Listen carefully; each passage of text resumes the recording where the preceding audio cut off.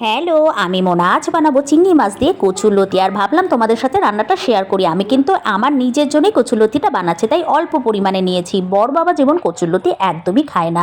তো প্রথমেই কড়াইয়ে সর্ষের তেল গরম হয়ে গেলে এর মধ্যে আমি কালো জিরে ফোড়ন দিয়ে বেশ খানিকটা পেঁয়াজ কুচি দিয়েছিলাম। একটু ভাজা ভাজা করে নিয়ে আমার কাছে সবসময় একটা পেস্ট থাকে, আদা রসুন কাঁচা লঙ্কার পেস্ট, সেটা দিয়ে দিয়েছিলাম। কচুরলতিতে না রসুনটা দিলে খুব ভালো লাগে খেতে, আর যেহেতু চিংড়ি মাছ দিয়ে করছি তাই আদা রসুন পেঁয়াজ এই সবই কিন্তু দিতে হবে। আর নিরামিষভাবেও করা যায় যদি নারকেল কুচি দিয়ে খাও, বাট আমার বাপের বাড়িতে না সবসময় কচুরলতি আসা মানে চিংড়ি মাছ দিয়ে করা হতো।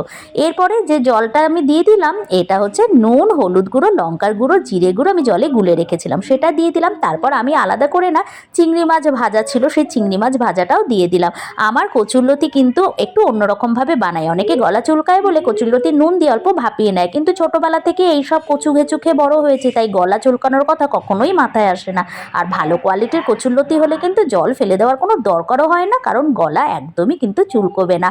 আর তারপর এই কচুরলতিটা আমি বেছে রেখে দিয়েছিলাম, সেটা দিয়ে ঢাকা দিয়ে আমি কিন্তু দেখো মশলাটা কচুরলতির গায়ে একদম মাখো মাখো হয়ে গেছে। এভাবেও কিন্তু ঢাকা দিয়ে তোমরা একটু মাখো মাখো কচুরলতি খেতে পারো, বাট আমি না একটু ঝোল ঝোল কচুরলতি খেতেই ভালোবাসি, তাই আবার পরে আমি জল দিয়েছিলাম।